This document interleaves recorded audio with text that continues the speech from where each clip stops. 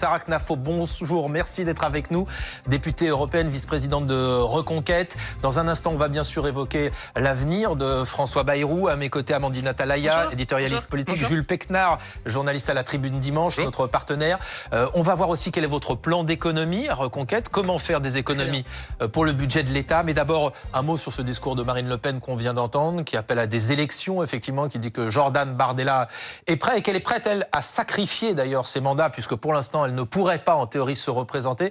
Comment vous réagissez à cette rentrée de la patronne du Rassemblement national, en tout cas de présidente du groupe? Sur l'élément que vous venez de citer, je me souviens qu'il y a maintenant un an, en juin 2024, le Rassemblement national réclamait la même chose. De nouvelles élections, une nouvelle dissolution. On a vu où ça nous avait conduit. Au statu quo, à rien du tout. Donc en réalité, je pense que de nouvelles législatives ne sont absolument pas la solution. On a déjà eu 2 législatives depuis 2022, les législatives de juin 22, les législatives de juin 24, et on a vu qu'à 2 reprises, ça nous avait conduit à un Parlement sans majorité, qui ne fait aucune loi, où les députés, on a le sentiment, alors vu de l'extérieur, que les députés ne travaillent pas, n'ont rien proposé, que ça n'avait pas été ni constructif ni utile pour les Français. Donc un immense hiatus entre ce que fait la classe politique, beaucoup de violence verbale, il parle beaucoup, et ce que le pays attend, et qui voit son pays donc décliner, une insécurité qui grandit, des chiffres économiques en déclin, etc. Donc un désaccord total entre à la fois la classe politique qui ne fait rien à part parler, avec une instabilité digne de la 4e République, et un peuple qui attend des réponses concrètes et des solutions qu'on ne lui a pas données. Donc vous nous dites qu'à vos yeux, une dissolution n'est pas souhaitable, une nouvelle dissolution? À mon avis, une nouvelle dissolution ne réglera rien. On va ajouter à l'instabilité, on a déjà vu que ça n'était pas la solution. Il n'y aura à nouveau pas de majorité claire qui se dessinera, pas même pour le Rassemblement national qui, lui, l'espère, dit Marine Le Pen. C'est exactement ce que je pense, parce que là, quand j'entends son discours, c'est un copier-coller de ce qu'il disait déjà en juin 2024, vous serez d'accord avec moi, ils étaient les seuls à la réclamer, cette dissolution. Mais qu'est-ce qui vous fait penser qu'elle n'aboutirait pas à une majorité stable? Emmanuel Macron la leur a offerte en juin 2024. On a vu le résultat, alors même que c'était un moment où le Rassemblement national avait vraiment le vent en poupe, beaucoup moins de difficultés qu'aujourd'hui, et néanmoins, ça n'a pas donné de majorité. Je pense en réalité que le problème remonte à bien plus loin. Le problème remonte à la campagne de 2022, une campagne qui a été totalement escamotée par le chef de l'État, Emmanuel Macron. Il a refusé de faire campagne, il a refusé de débattre avec ses adversaires, il a refusé de présenter un programme, donc il a été élu par défaut, parce qu'une majorité de Français ne voulait pas du Rassemblement national. Il a été élu par le Front républicain avec des gens qui le détestaient, notamment l'extrême gauche qui le détestait et qui a voté pour lui. Et donc, une fois qu'il a été élu et qu'il est arrivé à l'Élysée, il n'a pas réussi à obtenir de majorité. C'est bien normal, quand on n'a pas présenté de programme et qu'on n'avait pas de projet, c'est très difficile ensuite d'obtenir sa majorité. De fait, en 2022, pas de majorité. Pas de loi, le pays qui stagne et qui n'avance pas, majorité relative, donc pas de loi, aucun consensus facile à trouver, aucune vraie réforme, impossible de citer quoi que ce soit depuis 2022 politiquement. Et puis 2024 qui arrive, et là, dissolution, on se dit peut-être que ça va débloquer cette situation un peu étrange où le pays stagne, et finalement ça ne le débloque pas. Ce que je pense, et je conclus par là sur cette question, c'est qu'en réalité, la seule chose qu'il nous faudrait, c'est une démission du président de la République, et donc une nouvelle élection présidentielle. Une démission du président de la République. Une démission, tout à fait, du président de la République, qui nous permettrait d'avoir une nouvelle élection présidentielle, qui est la seule élection en France capable de trancher les grandes questions et de décider du destin du pays. Mais une démission du président de la République qui provoquerait donc une élection présidentielle anticipée, est-ce que ça n'escamoterait pas là aussi un débat de campagne, une campagne qui laisse le temps justement aux diverses opinions de s'exprimer, là où un calendrier normal, c'est-à-dire celui de 2027, permettrait à une campagne de se faire, à des programmes d'être explicités? Est-ce que vraiment ce ne serait pas davantage dérégler la situation et le pays? Je ne le crois pas, parce que regardez, le risque sinon, c'est d'avoir les 18 prochains mois un statu quo. Et ce qu'il faut savoir, on pourrait avoir l'intuition que le statu quo, c'est pas si grave, il vaut mieux le statu quo que des gens qui agissent dans une mauvaise direction. En réalité, le statu quo, dans l'état où se trouve la France, c'est un désastre. Parce que qui dit statu quo, dit réformes qui ne sont pas faites. Si je vous prends quelques exemples, vous avez des chiffres de l'économie qui sont ce qu'ils sont. Des dépenses qui augmentent même si on ne touche plus à rien. Tout à l'heure, on évoquera votre plan d'économie que vous proposez. Tout à fait, on va en parler. Des dépenses qui augmentent naturellement. Une charge de la dette qui augmente naturellement, même si on ne touchait plus à rien et qu'on n'augmentait plus et qu'on n'inventait plus de nouvelles dépenses. Et encore, ils en inventent tous les jours. Mais donc, un rythme qui fait que le statu quo n'est pas gratuit. Il coûte très cher. Quand vous avez, par exemple, 350 000 coups et blessures volontaires chaque année, 18 mois de statu quo, ça veut dire encore des coups et blessures volontaires qui vont continuer. Quand vous avez 500 000 entrées légales tous les ans, 18 mois de statu quo, ça signifie 750 000 entrées légales qui continuent. Donc le statu quo nous coûte très cher et c'est la raison pour laquelle je pense qu'une élection présidentielle anticipée est ce qui peut nous arriver de mieux. Vous dites une nouvelle dissolution ne changera, ne résoudra rien. Néanmoins, c'est une possibilité que peut choisir peut-être le président de la République. Est-ce que dans ce cas-là, Reconquête présentera des candidats partout? Et est-ce que vous présenterez des candidats, y compris face au Rassemblement national? On présentera des candidats partout parce que c'est notre devoir de représenter nos convictions. C'est la raison pour laquelle on a créé Reconquête. Reconquête n'est pas un think tank, même si on invente beaucoup d'idées et que je vois avec plaisir qu'elles sont reprises un peu partout. Reconquête est un parti politique. La semaine dernière, nous étions à Orange, où nous avons formé nos futurs candidats aux municipales et aux législatives. Je suis désolé, je vous interromps, mais l'année dernière, quand il y a eu des législatives anticipées, vous avez présenté des candidats dans toutes les circonscriptions. Vous savez non, pas dans toutes les circonscriptions. Dans beaucoup de circonscriptions. C'est votre rôle de nous suivre. Ce à quoi ça aboutit, c'est un score de moins 1% totalisé sur le reste de la population, alors que Éric Zemmour lui-même avait engrangé, je rappelle, c'est le rôle de nous suivre pour votre journal. Vous devriez savoir que l'année dernière, nous avions refusé de présenter des candidats dans bien des circonscriptions, qu'on a été présent seulement sur la moitié du pays. Moi, j'ai regardé récemment, puisque vous nous parlez de score, que votre sondage ELAB, puisque c'est vous qui l'avez commandé, donc vous le connaissez mieux que moi, nous donne à 5%, avec la plus forte augmentation de tous les autres partis politiques. On prend 2 points dans votre dernier sondage qui date d'il y a 6 jours. Donc, j'ai la bonne surprise de voir que les résultats augmentent, que les Français ont pu voir depuis l'année dernière que c'était utile d'élire des représentants de Reconquête. Et donc il y aurait des représentants de Reconquête, y compris face au RN, dans toutes les circonscriptions. L'objectif, c'est d'être partout, absolument. Maintenant, moi, ce que je dis quand même, c'est que nous, ce à quoi on appelle, et aujourd'hui on est malheureusement les seuls, mais j'espère que ça ne durera pas longtemps, on appelle néanmoins à une union des droites. Donc nous, ce qu'on demande, c'est de faire cette union, d'être capable de dire quel est notre dénominateur commun. On a des différences, on va pas le nier. On a des différences avec les Républicains, peut-être qu'on en parlera. On a des différences avec le Rassemblement national, là aussi. Mais est-ce qu'on est capable de se dire, il faut une plateforme commune, il faut quelques mesures d'intérêt général commun, dans le cas où il y aurait une dissolution? Et si oui, alors on serait tout à fait capable de se dire, là, on retire nos candidats partout où l'accord le rend nécessaire, et on présente quelque chose de commun pour espérer avoir une majorité ensemble. Ça veut dire quoi? Vous appelez à un accord, par exemple, avec les Républicains? Laurent Wauquiez, ce matin, dit pourquoi pas l'union des droites? Comme je viens de vous le dire, tous ceux qui seraient capables de se dire voilà le dénominateur commun sur lequel on peut s'entendre. C'est quoi pour le les 18 dénominateur prochains commun mois à définir avec les autres partis. Moi, je peux vous dire ce qui serait pour moi le programme que je souhaiterais. Évidemment, je souhaiterais qu'on puisse établir un grand plan d'économie. On va en parler. Je souhaiterais qu'on puisse arrêter les flux migratoires, qu'on puisse rétablir la sécurité, tout ce que demandent les Français aujourd'hui et que personne ne leur offre. Donc si les partis de droite sont capables de s'entendre sur ça, moi je dis allons-y. Il dit, Laurent Wauquiez, y compris pour la présidentielle, il faut une primaire de Darmanin à CNAFO. Vous êtes d'accord? Vous y participeriez? C'est une bonne idée que la droite puisse s'entendre pour choisir un candidat. Moi, je dis pourquoi pas à ce genre de proposition. Ce que je dis sur les Républicains, c'est qu'on remarque que quand ils sont livrés à eux-mêmes, bien souvent, ils ont la tentation de se soumettre au centre, de se soumettre à la gauche. On a vu encore cette semaine. On va y venir justement sur les suites à François Bayrou. Parce qu'avant cela, évidemment, il y a demain ce vote de confiance qu'a sollicité François Bayrou, le Premier ministre. Selon toute vraisemblance, le Premier ministre va tomber. Si vous étiez député, demain, à l'Assemblée nationale, qu'est-ce que vous choisissez? La confiance, le vote contre la confiance ou l'abstention? Le vote contre la confiance. Pourquoi? Évidemment qu'on ne peut pas faire confiance à François Bayrou. On l'a vu à l'œuvre depuis 9 mois. Il n'a rien fait pendant 9 mois. Il faut quand même rappeler aux gens qui nous écoutent que M. Bayrou dispose à ses côtés de 3000 collaborateurs au titre de la coordination gouvernementale, de 100 000 agents publics à Bercy, donc au ministère de l'économie, et qu'avec autant de ressources, il n'a pas été capable de faire économiser aux Français un seul centime d'euro, qu'il n'a pas été capable de baisser les impôts des Français, là encore, d'un seul centime d'euro, et que, sans vouloir revenir forcément à Reconquête, mais quand même, avec beaucoup moins de moyens que ce que je viens de vous citer, on a réussi, en quelques jours, à lui proposer un plan de 63 milliards d'euros d'économie. On va le détailler après. Alors qu'il disait, lui, chercher désespérément 40 milliards d'euros d'économie et qu'il n'y est pas parvenu. Donc demain soir, une France qui se retrouve sans gouvernement, en tout cas sans Premier ministre, pour vous, c'est une bonne nouvelle, au prix peut-être de l'instabilité. On le voit qui affole tout le monde, y compris les chefs d'entreprise. L'instabilité, vous dites, c'est pas un problème. Et pour vous, c'était une bonne nouvelle d'avoir 9 mois de François Bayrou? Est-ce que vous pensez que les chefs d'entreprise étaient contents avec le gouvernement qu'ils avaient? Est-ce que vous pensez que depuis 1 an, les forces vives du pays, que ce soit des chefs d'entreprise, des salariés, des artisans, des indépendants, est-ce que vous pensez qu'ils sont contents quand ils voient un Premier ministre qui ressemble fortement au ministre de la 4e République, c'est-à-dire des premiers ministres qui ne font rien, qui font comme l'a demandé Emmanuel Macron. Mieux derrière, parce que c'est toute la question. C'est-à-dire que même si vous n'avez pas apprécié François Bayrou et Michel Barnier, rien ne dit que le prochain Premier ministre, d'ailleurs peut-être de gauche, en tout cas Emmanuel Macron discute avec la gauche, pourra faire quelque chose de différent qui apportera plus de stabilité au pays. Vous avez entièrement raison, c'est la raison pour laquelle j'appelle à la démission du président de la République. Vous avez raison. Moi, la question que je me pose sincèrement, c'est que peut-on espérer raisonnablement des 18 prochains mois?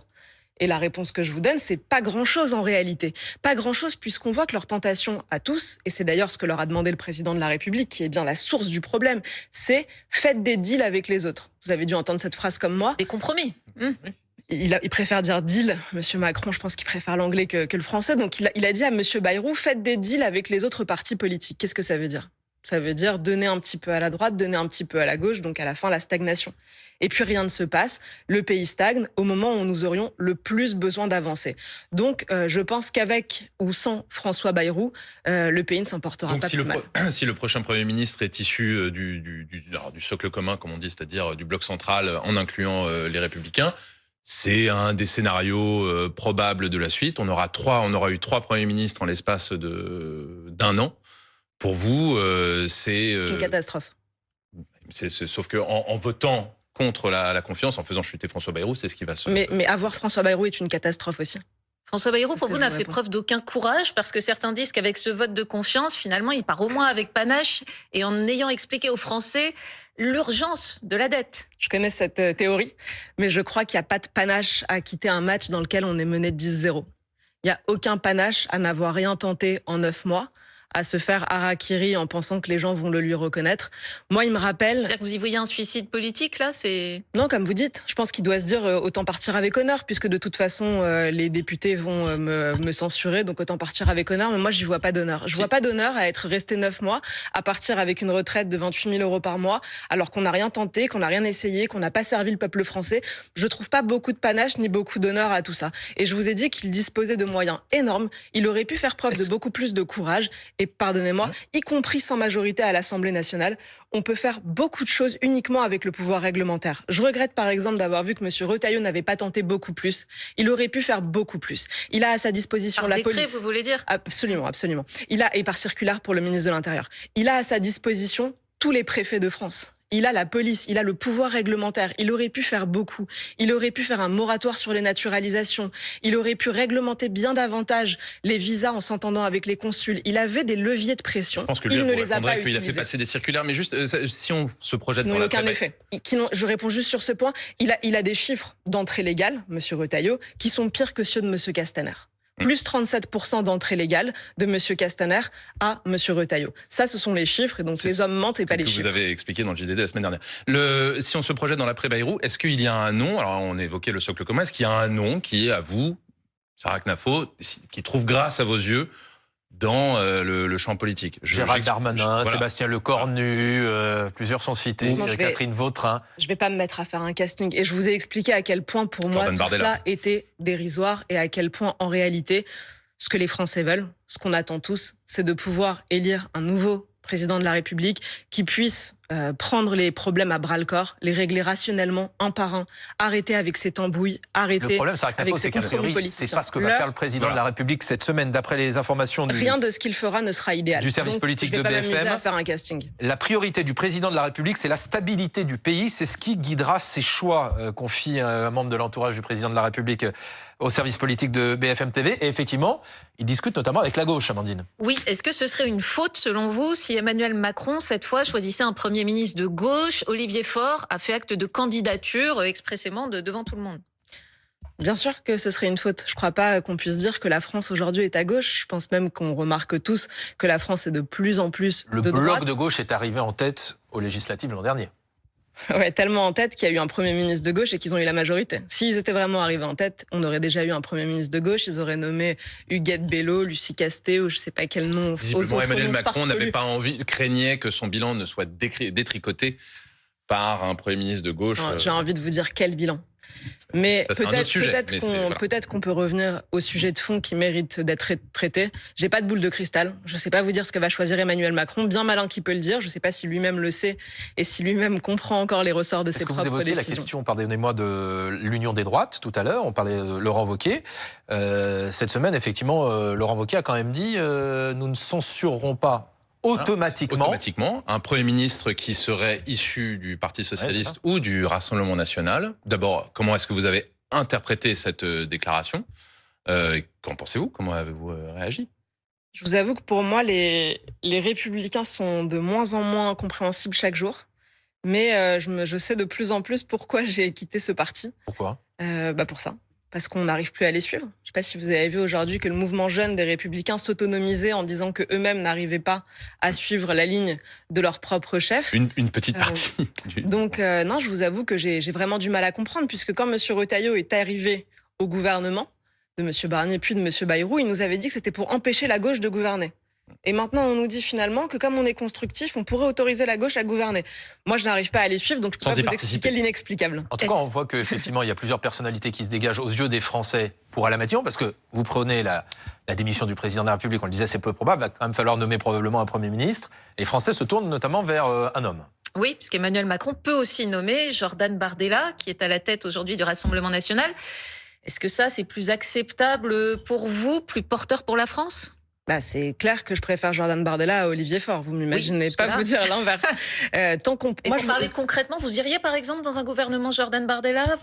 Je suis pas du tout là. Moi, je suis pas François Hollande, je suis pas Olivier Faure, je suis pas du tout là pour faire des actes de candidature à la télévision. C'est pas mon truc. Je fais pas du tout ça pour obtenir des postes. Je m'appelle pas Lucie Castet. Donc, je serais contente pour la France si on avait le Premier ministre qui a le plus de bon sens et qui est le plus de droite possible, celui qui se rapprocherait le plus d'un programme que moi je défendrais. Donc oui, forcément, je préfère Jordan Bardella à Olivier Faure. Est-ce qu'il a les épaules pour être à Matignon, Jordan Bardella, à vos yeux? Franchement, c'est pas le genre de questions auxquelles j'ai envie de répondre. Je pense que je préfère parler de fond et que les Français qui nous écoutent préfèrent aussi qu'on parle de fond.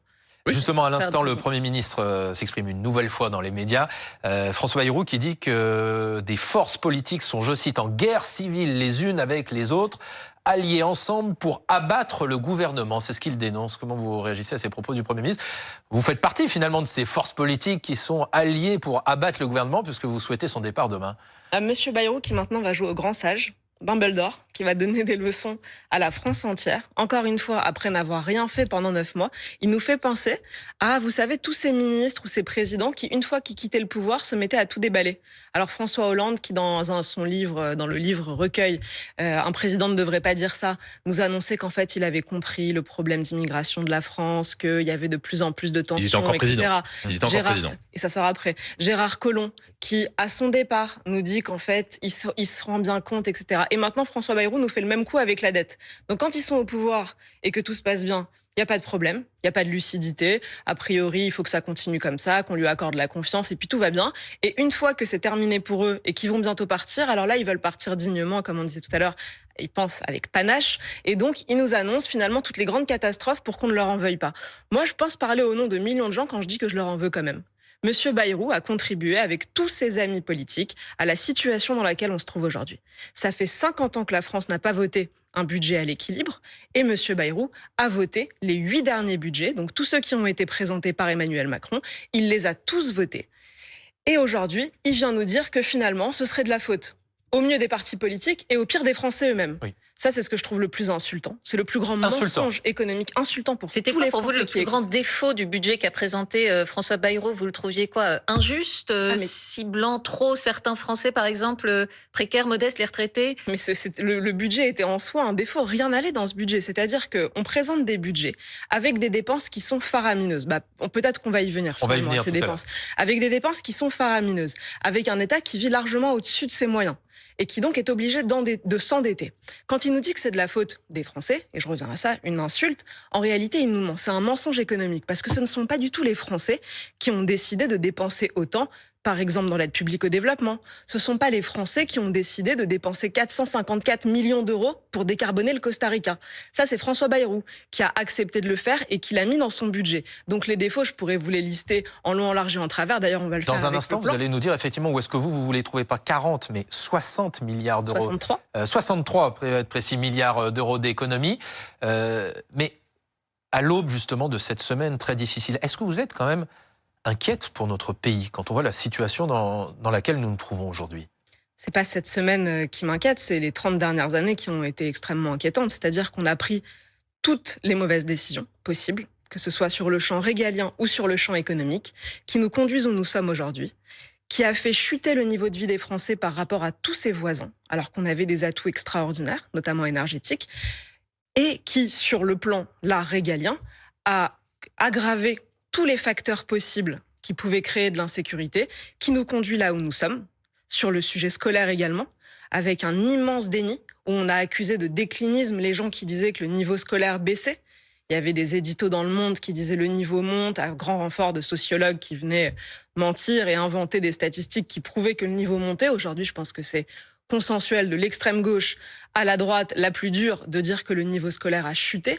Donc c'est pas cette semaine qui est inquiétante, c'est tous les indicateurs français qui malheureusement aujourd'hui sont au rouge par la faute de gouvernements qui ont aujourd'hui le toupet d'accuser les Français de leurs propres erreurs. Alors Sarah Knafo, dans un instant, vous allez nous dire effectivement où est-ce que vous trouvez vos 63 milliards d'euros d'économie. On évoquera aussi une autre date extrêmement importante cette semaine, c'est le 10 septembre. Qu'est-ce qui va se passer dans la rue? Est-ce que nous serons tous bloqués? En tout cas, il y a plusieurs mouvements qui appellent à une très forte mobilisation. Vous restez avec nous sur BFM Politique. Dans un instant, Sarah Knafo continue de répondre à toutes nos questions.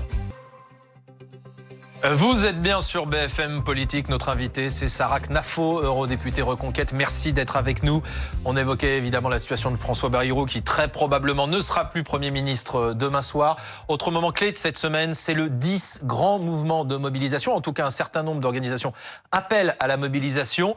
La France Insoumise, notamment, dit « bloquons tout ». Le 10 septembre. On voit ce matin dans les colonnes notamment de la Tribune Dimanche qu'il y a presque un Français sur deux qui soutient ce mouvement. 46% des Français soutiennent les mobilisations qui sont prévues le 10 septembre prochain. Est-ce que, Sarah Knafo, vous soutenez ce mouvement? Est-ce que vous appelez à tout bloquer le 10 septembre? Je pense que si on avait fait le même sondage en juillet, vous auriez eu 75% des Français qui soutenaient le mouvement. Mais les Français sont de plus en plus en train de comprendre que ce mouvement est en train d'être récupéré par l'extrême gauche. Initialement, c'était un mouvement qui partait un peu de la sphère Nicolas qui paye. Si vous voulez, on y reviendra. Nicolas qui paye, c'est ce sentiment que les actifs doivent toujours payer plus d'impôts pour financer notamment des gabegies que l'État dépense et gaspille sans compter. Et puis, de plus en plus, le mouvement a été récupéré par la gauche mélenchoniste ultra-violente. Et donc, on est passé d'un mouvement qui demandait globalement moins d'impôts et moins de dépenses. Nicolas Quipet, rappelons-le juste, c'est un slogan qui est beaucoup repris par des sphères à droite. Oui, à droite et extrême droite. Donc voilà, donc c'est connoté aussi. Droite, je ne sais pas ce que ça veut dire, mais à droite, oui, bien sûr, voilà, vous avez raison.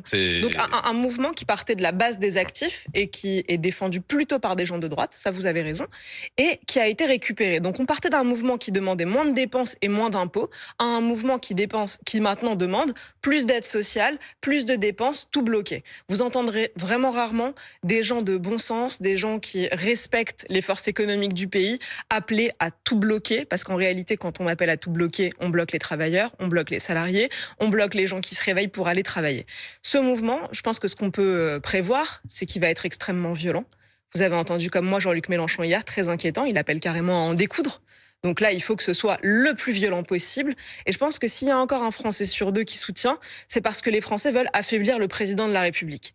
Mais c'est de moins en moins populaire chez la France du travail, comme on pourrait dire, parce que les Français comprennent que maintenant, ça devient un mouvement d'ultra-gauche. Donc vous ne soutenez pas ce mouvement? Non, pas du tout. Et ça rappelle d'ailleurs ce qu'ils ont fait avec les Gilets jaunes que je soutenais, et qui est passé d'un mouvement de la France qui se réveillait, de la France des ronds-points, comme on a pu dire ou lire, à une France des Black Blocs, qui voulait tout casser, qui voulait en découdre, qui cassait à l'Arc de Triomphe, et qui n'était plus du tout cette France des Gilets jaunes qui se battait pour sa dignité, pour son niveau de vie.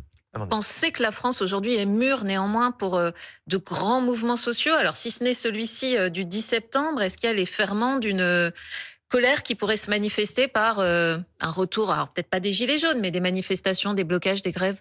Ça oui, très clairement. Je pense qu'il y a une très grande colère dans le pays. Un très grand désarroi devant le niveau de la classe politique, devant l'absence de solutions. Mais colère ou lassitude qui fait que finalement les gens déplorent, mais chez eux, sans aller dans la rue. C'est difficile, c'est toujours difficile dans l'histoire de dire comment ça va se matérialiser, ce grand mécontentement. Personne ne peut prévoir en avance, personne ne peut fixer à l'avance la date d'une révolution, d'un soulèvement, etc. Ce qui est clair, c'est que les Français sont mécontents de ce qu'ils voient, qu'ils sentent bien qu'on pourrait faire beaucoup mieux, qu'ils sentent bien que les gens qui sont au pouvoir aujourd'hui ou dans la classe politique ne leur apportent pas de réponse, n'ont pas de solution. Donc, je ne peux pas vous dire comment ça va se matérialiser. J'ai pas de boule de cristal, mais ce qui est clair, c'est que oui, il y a un ras-le-bol total dans le pays, un ras-le-bol fiscal notamment, un ras-le-bol fiscal et une grande lucidité, notamment sur les questions régaliennes. Oui, sauf que aux questions régaliennes, je coupe. Sur les questions régaliennes, notamment sur les questions régaliennes. Et quand je vois la différence avec, par exemple, la campagne qu'on a menée en 2022, où certains sujets paraissaient encore un peu sulfureux, qui pouvaient ne pas faire consensus partout. Je suis très frappée. Les sujets de l'immigration, quand on a parlé du grand remplacement, aujourd'hui, je remarque que tous ces sujets deviennent de plus en plus consensuels, irriguent toute la société, plus seulement la droite ou la droite la plus dure, mais également au centre, également même à gauche. Quand vous voyez, par exemple, on va peut-être parler des économies et du fait de réserver les aides sociales aux nationaux français, c'est une proposition qui obtient une majorité même à gauche, même chez les électeurs de gauche. Donc une grande lucidité des Français et des sujets de plus en plus consensuels. On voit dans les études d'opinion, notamment celle évoquée par Guillaume, qui a été publiée dans la Tribune dimanche, que le premier sujet de préoccupation des Français, ça reste le pouvoir d'achat. Comment est-ce que vous les expliquez que ils mettent ce sujet bien devant les autres, y compris les sujets liés à... Et c'est le sujet dont je viens de vous parler, puisque quand je vous parle de plan d'économie, quand je vous dis que l'État doit dépenser moins pour arrêter de taxer les gens, on parle précisément de pouvoir d'achat. Le problème, c'est que peut-être que vous ne l'entendez pas parce que toute la classe politique, quand elle parle de pouvoir d'achat, elle ne parle que de chèques, que de subventions. On va faire un chèque vacances par-ci, on va faire un chèque Noël par-là, un chèque rentrée scolaire par-ci, et elle pense qu'elle va résoudre la question du pouvoir d'achat. C'est tout le contraire. Quand on prend de l'argent aux Français, ce qu'il faut comprendre, c'est qu'en réalité, on ne leur en rend jamais la totalité. Il faut payer énormément de coûts administratifs derrière pour contrôler qui y a le droit, pour contrôler la fraude, pour le distribuer. Donc, on ne leur rend jamais leur argent. La meilleure manière de respecter, de protéger le pouvoir d'achat des Français, de respecter leur niveau de vie, c'est d'arrêter de leur prendre leur argent. Et pour arrêter de leur prendre leur argent, il n'y a pas 1000 solutions, il y en a une seule. Arrêtez de dépenser à tout va. Sarah Knafo, on va rentrer dans le détail justement des mesures que vous proposez. Juste un mot encore sur ce 10 septembre. Vous avez employé le terme de Black Bloc. Pour vous, le 10 septembre, c'est le mouvement des Black Blocs. Ah oui, je pense qu'on va être très frappé de voir ça. Quand j'ai entendu Jean-Luc Mélenchon hier, je me suis dit que pour eux, c'était déjà très clair.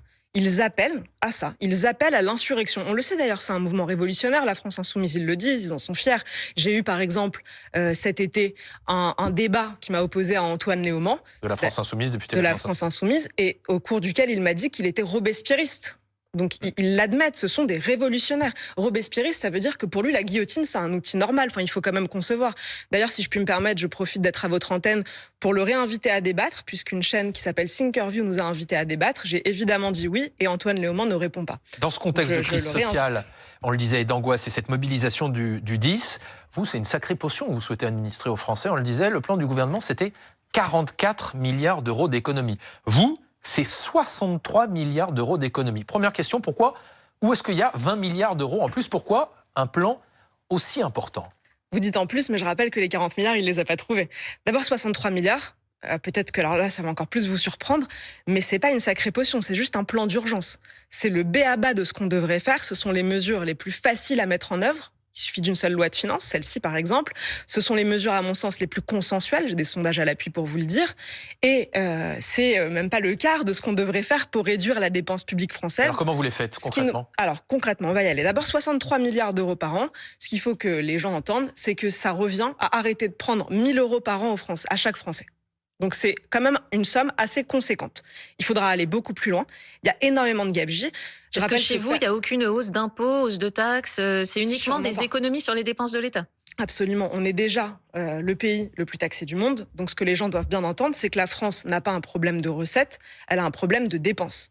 Le problème, ce n'est pas le pas assez d'argent, puisqu'on est déjà le peuple le plus taxé du monde, qu'on fait entrer 1300 milliards d'euros de prélèvements obligatoires dans nos caisses chaque année. Le problème, c'est le beaucoup trop de dépenses. Mais alors concrètement, mais le problème de votre rayer... plan, vous le savez, Sarah Knafo, c'est que les chiffres que vous avancez sont contestés par énormément d'organismes. Rentrons sur le premier, par exemple.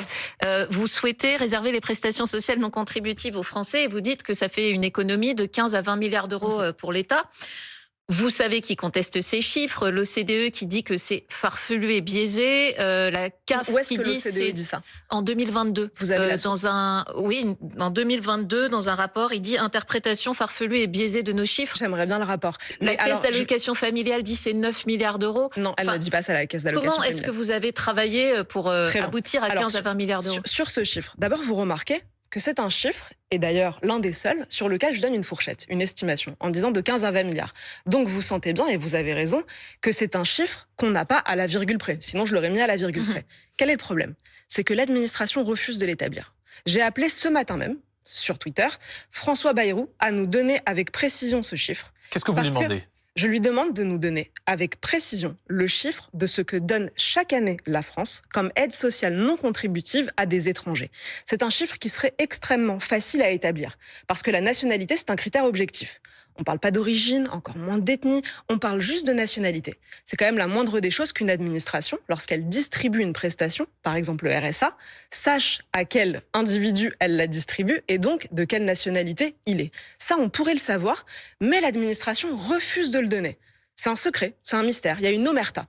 Je me souviens qu'Éric Zemmour avait débattu avec Bruno Le Maire sur le sujet en 2022, qui lui aussi avait dit « Ah, mais vous ne donnez qu'une fourchette, vous ne donnez pas le vrai chiffre ». Et Éric Zemmour lui avait dit « Alors donnez-le nous, vous êtes ministre de l'économie ». Et Bruno Le Maire avait dit « J'ai un problème, c'est que mon administration ne l'établit pas ». Je pense que vous voyez, en tout cas, pourquoi est-ce que ce chiffre peut gêner. Mais ce que j'ai demandé à François Bayrou, c'est puisqu'il ne vous reste que quelques jours au pouvoir, donnez-le nous exactement. Sur les prestations, moi, la fourchette, j'en suis sûre. Je finis juste sur ça parce qu'on a parlé de la caisse des allocations familiales. La fourchette, j'en suis sûre. Je sais avec certitude, et le calcul est robuste, que c'est entre 15 et 20 milliards. Mais c'est quand même une grande incertitude. 5 milliards de différence, c'est colossal. Okay. Moi, j'aimerais bien savoir si c'est 18, si c'est 17. Je sais que c'est plus que 15, pardon. Je sais que c'est plus que 15 parce que la Caisse des allocations familiales, la CNAF, a répondu au Figaro en 2022, donc j'ai les sources, j'ai toutes les sources devant moi, qu'il y avait dans toutes les aides sociales qui sont distribuées plus de 100 milliards d'euros par an. Ça, c'est la totalité des aides sociales distribuées à tout le monde, français et étrangers, qu'il y avait 13% d'étrangers. Donc là, on sait avec certitude que c'est déjà plus que 14 milliards. Sur les allocations, sur les prestations sociales non contributives, parce que ça pose la question aussi de l'applicabilité de ce que vous proposez, si on met les chiffres de côté. Les Républicains qui ont déposé un référendum d'initiative populaire l'année dernière sur le même sujet en conditionnant à 5 ans de vie sur le territoire français les prestations sociales non contributives. Ce qui est une grande hypocrisie. Se sont fait retoquer par le Conseil constitutionnel. Donc si vous étiez au pouvoir, est-ce que vous pourriez tout simplement appliquer certaines parties, certains pans entiers de votre programme? Est-ce que vous êtes capable de me dire d'où vient cette règle qui a valu que le Conseil constitutionnel ait censuré cette proposition? Est-ce que vous savez d'où elle vient? Elle provient du bloc de constitutionnalité. Est-ce que c'est écrit quelque part dans la Constitution, par exemple? Non. Non, ça n'est pas écrit dans la Constitution. Est-ce que vous savez quand, pour la première fois, le Conseil constitutionnel a dit qu'on était obligé de verser des aides sociales, y compris aux étrangers? Allez-y, dites-moi la réponse. En 1991, c'était Michel Rocard, donc la gauche, qui voulait réserver le RMI aux citoyens français et européens. Et le Conseil constitutionnel a censuré la gauche, donc même les socialistes de l'époque étaient moins bien pensants que tout le monde aujourd'hui qui vient nous dire que ce serait impossible. Et c'est le Conseil constitutionnel qui, en 91, s'est reposé sur le préambule de la Constitution de 46, il faut que les gens entendent à quel point ils vont chercher loin des principes, très très loin, dans un texte qui datait de 46, qui ne voulait pas du tout dire ça, pardon, c'est essentiel. Absolument. Et qui disait donc, vous êtes obligés de les verser aussi aux étrangers. Et là, il faut dire aux gens qui nous écoutent que si on s'arrête à ça, alors il faut leur dire que la démocratie n'existe plus. Ça signifie qu'il faut dire aux Français aussi que puisque le Conseil constitutionnel l'a décidé, ils seront obligés pour le restant de leur jour de marier des OQTF devant le maire, donc des gens qui mériteraient d'être expulsés. Il y a une volonté de modifier. Il faut leur dire absolument. Et donc, ce que ça signifie, c'est que si on est vraiment démocrate, Il faut au contraire laisser aux Français la possibilité d'aller à l'encontre de ces décisions récentes du Conseil constitutionnel qui lui ont lié les mains contre sa volonté. Cette mesure que je défends, elle est défendue par 71% des Français. Parmi les mesures d'après le dernier que vous préconisez, il y a notamment la suppression de l'AME, l'aide médicale d'État pour les personnes en situation irrégulière en France. Cette semaine, François Bayrou, en tout cas, a quand même fait un geste, puisqu'il a confirmé que la liste des soins pris en charge allait être revue à la baisse. Par exemple, la balnéothérapie, ce sera terminé. Et là, les Français apprennent qu'ils avaient le droit à la balnéothérapie. Est-ce que on apprend des choses tellement. Est-ce que vous accordez quand même ce crédit au Premier? Vous dites, bon, quand même, ça va dans notre sens. Au moins, il y a des choses qui sont faites pour réduire l'AME. Ça va dans la logique budgétaire que vous prenez. Ah, tout à fait. D'ailleurs, ça répond à ce que je disais tout à l'heure quand je vous disais en 2022, on disait des choses, elles avaient l'air scandaleuses, sulfureuses. Aujourd'hui, même le plus centriste des centristes du monde, François Bayrou, dit qu'on avait raison et que oui, l'AME pose problème. Il n'est pas du tout pour la suppression, comme vous, de l'aide médicale d'État. Mais je pense que vous reconnaîtrez qu'on a fait un grand bout de chemin. Je ne vais pas vous dire que je deviens bayrouiste et que je vais adhérer au MoDem. Il y a un bout de chemin qui s'est fait. Je me souviens d'une vidéo de lui en 2023 qui disait que c'était scandaleux de juste parler de l'AME et qui aujourd'hui nous dit finalement oui, il faut le restreindre, c'est vrai que c'est un scandale et que les Français ne comprennent pas. Bien sûr que c'est un scandale. Bien sûr que c'est un appel d'air à l'immigration et bien sûr qu'on pourrait économiser 1,3 milliard. Mais c'est pas la piste la plus importante. Supprimer les subventions aux associations politisées, vous dites dans votre programme aussi 1 à 2 milliards d'euros. C'est quoi les associations politisées? Les associations politisées, donc on pourrait utiliser la méthode du faisceau d'indices du Conseil d'État qui permet de dire voici quelques critères qui permettent de dire qu'une association est politisée. Est-ce que vous pouvez nous en citer, par exemple? Bien sûr. Je vous donne un exemple. Attaquer en permanence les décisions de l'État. Donc si on prend des associations, par exemple, qui aident les migrants, la Cour des comptes évalue à 1 milliard d'euros par an les subventions données à ces associations, elles passent leur temps à attaquer l'État. Elles ont droit. Elles ont droit. Une association peut tout à fait attaquer l'État, c'est dans la loi, etc. La CIMAD, on pourra en citer. Ça, vous supprimez? Les subventions, pas les associations, elles ont le droit de continuer d'exister, mais pas avec notre argent. C'est ce que j'allais dire. Elles ont le droit d'attaquer l'État si elles le veulent. Mais c'est quand même aberrant qu'avec l'impôt des Français, on vienne financer des associations qui ensuite vont se retourner contre l'intérêt général pour venir attaquer l'État devant les tribunaux administratifs. Donc ça, je dis seulement, si elles veulent continuer, qu'elles continuent, mais avec leur argent, l'argent de leurs dons. Et manifestement, puisque si c'était si décrié, il y aurait beaucoup de gens pour leur donner de l'argent, elles vivront de leurs dons et pas de la solidarité nationale, alors qu'elles vont à l'encontre de ce que souhaitent les Français. Vous voulez supprimer toutes les agences aussi, une bonne partie en tout cas des organismes indépendants? Vous êtes gentil, j'en ai cité que 3, donc c'est vraiment pas pour l'instant énorme. Je vous l'ai dit, c'est un plan d'urgence. Il faudrait aller beaucoup plus loin. Pour l'instant, j'ai ciblé celle qui m'apparaissait le plus consensuelle à supprimer et qui représente beaucoup d'argent, l'ADEME, l'ANA, France Travail. Donc pour l'ANA, par exemple. France Travail, la NPE, c'est fini? Ah bah alors si vous voulez, on va pas rentrer dans c'est un grand sujet d'intérêt pour moi. D'ailleurs Thibaut Guilluy, à qui j'avais également proposé de débattre, a toujours refusé de débattre alors qu'il avait fait le plan com le plus rodé de France. En tout cas, ça vous supprimez.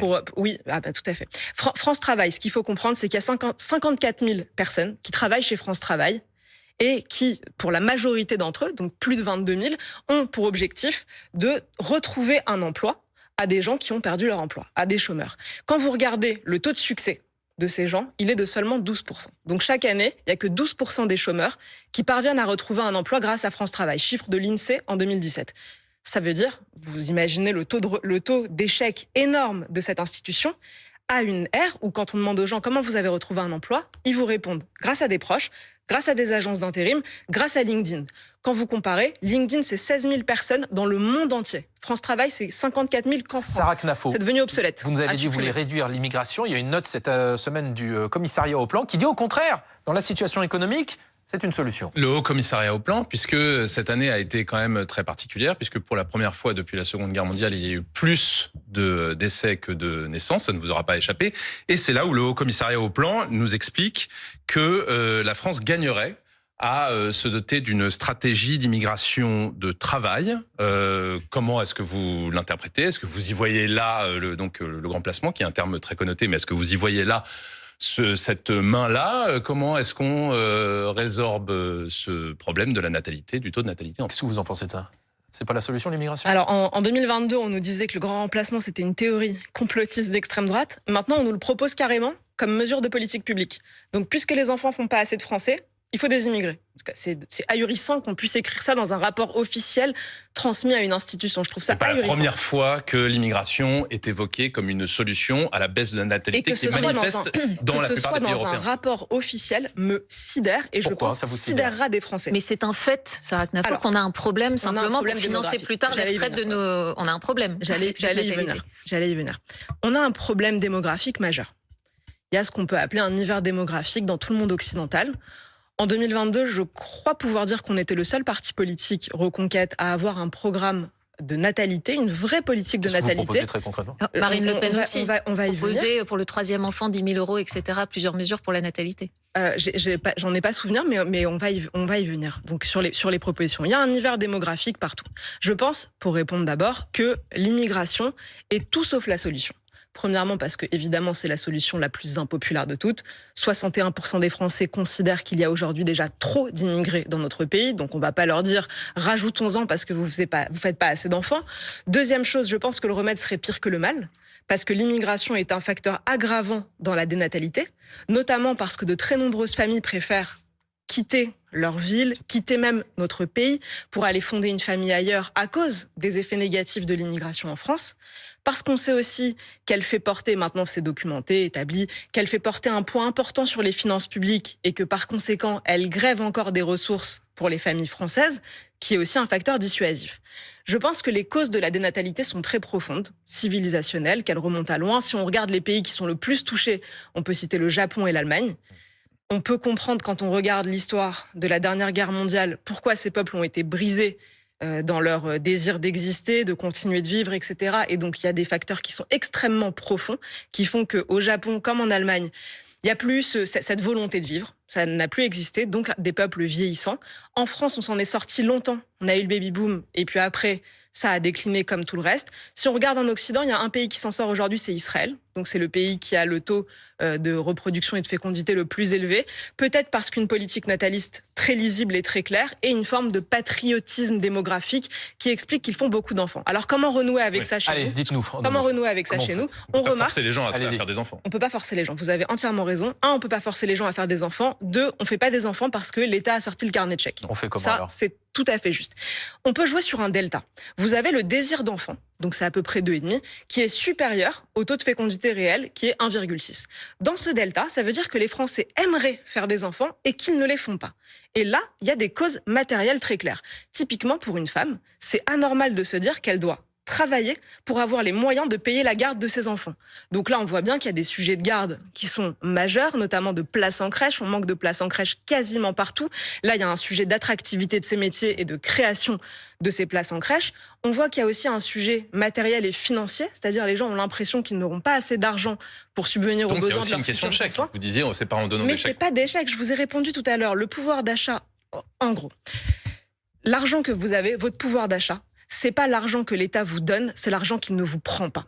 Une fois qu'on a compris cette phrase, on comprend dans quelle direction il faut aller. Il faut impérativement baisser les impôts des Français. Il faut la plus grande baisse d'impôts que notre pays n'ait jamais connue parce qu'on est monté trop haut. On est le peuple le plus taxé du monde. Donc il faudra baisser les dépenses de manière considérable, de manière spectaculaire pour pouvoir arrêter de prendre de l'argent aux Français. Je vous ai dit tout à l'heure, 63 milliards d'économies, ça fait environ 1 000 € par Français et par an qu'on arrêtera de leur prendre. Cette semaine a été marquée par une actualité internationale extrêmement forte aussi. Le chef de l'État a réuni la coalition des volontaires à l'Élysée. Il a annoncé que 26 pays étaient prêts à envoyer des troupes en Ukraine pour garantir un cessez-le-feu. Vladimir Poutine a répondu que toute force occidentale sur place serait, je cite, une cible légitime. Vous êtes plutôt Poutine ou Macron dans cette histoire ? Oula, évidemment plutôt pour la France toujours. Ça c'est d'abord le b.a.-ba. Ensuite, la guerre, c'est la guerre. Donc quand on envoie des troupes sur un territoire, ça veut dire qu'on accepte de cibler une puissance adverse. Donc on prend quelqu'un pour cible, on accepte d'être pris pour cible. Vous êtes favorable à ce qu'on envoie des soldats français pour maintenir la paix s'il y a un accord qui est trouvé ou pas ? Personnellement, je ne le suis pas. Je crois qu'on met de l'huile sur le feu à un moment où, paradoxalement, Emmanuel Macron apparaît plus va-t-en-guerre que Zelensky lui-même. Je crois qu'il y a un grand paradoxe en ce moment. J'avais été invitée récemment au ministère des Armées pour nous faire un point sur la situation ukrainienne. Et ce que j'en avais retenu, sans dévoiler de données secret défense ni quoi que ce soit évidemment, ce que j'en avais retenu, c'est que l'urgence pour l'Ukraine, c'était de négocier maintenant. Que chaque jour qui passait au contraire, affaiblissait la position ukrainienne, parce que la Russie, vous avez vu aujourd'hui les attaques d'une extrême violence. Le siège gouvernemental qui a été touché. Que chaque jour qui passait, la Russie prenait avantage et qu'elle serait de moins en moins prête à négocier. Et que donc le paradoxe, c'est qu'alors que les Européens avaient vu d'un très mauvais œil l'intercession de Donald Trump, il fallait en profiter maintenant pour dire à la Russie, négocions maintenant. Et d'ailleurs, on pouvait regretter qu'à ce moment-là, ce soit les Russes qui aient quitté la table des négociations en se disant on est en train de gagner, on prend notre gain, on continue. Donc aujourd'hui, dire que ce serait finalement nous qui serions plus va-t-en guerre, je pense que c'est un très mauvais service à rendre à l'Ukraine et à l'Europe en général. Merci beaucoup, Sarah Knafo, d'avoir été notre invitée.